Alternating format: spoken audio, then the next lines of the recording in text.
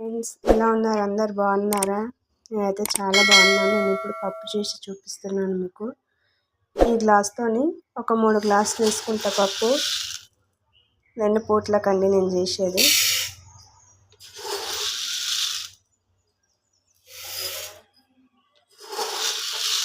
కడిగేసుకొని ఒక గ్లాసు సగం వాటర్ వేసి పెట్టుకున్నానండి.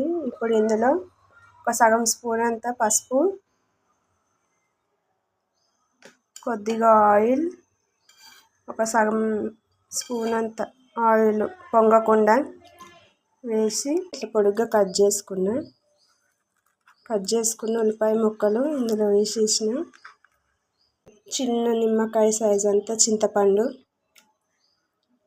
ఒక టమాటా అండి కట్ చేసిన చిన్న ముక్కల్లాగా. ఇప్పుడు ఇది ఇందులో వేసేసుకోవాలి.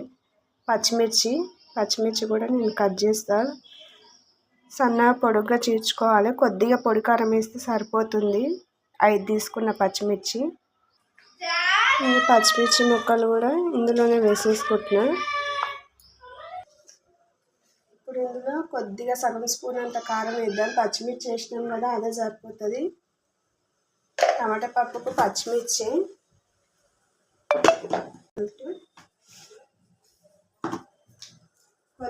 స్టార్ట్ అయిపోయినాయి.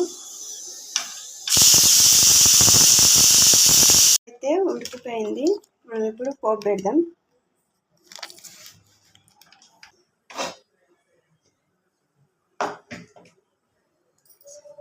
ఒక 4 స్పూన్లు వేస్తా ఆయిల్ కొంచెం ఎక్కువ వేస్తాను నేను పోపులో.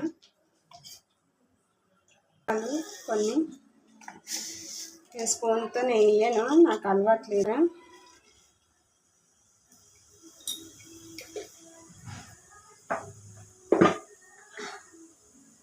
ఒక చిన్న స్పూన్ అన్ని మెంతులు,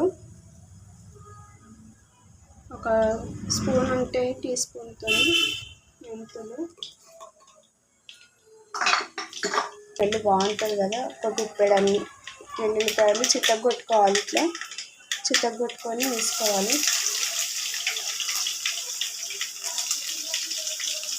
ఎల్లిపాయలు కొంచెం గోల్డెన్ కలర్ రావాలి, అప్పటి వరకు ఫ్రై చేసుకోవాలి.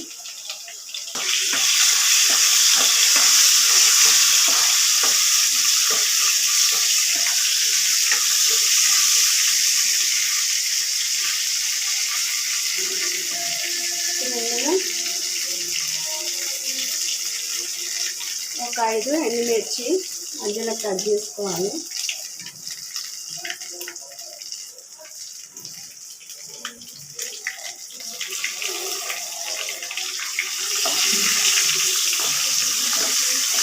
కొంచెం కలర్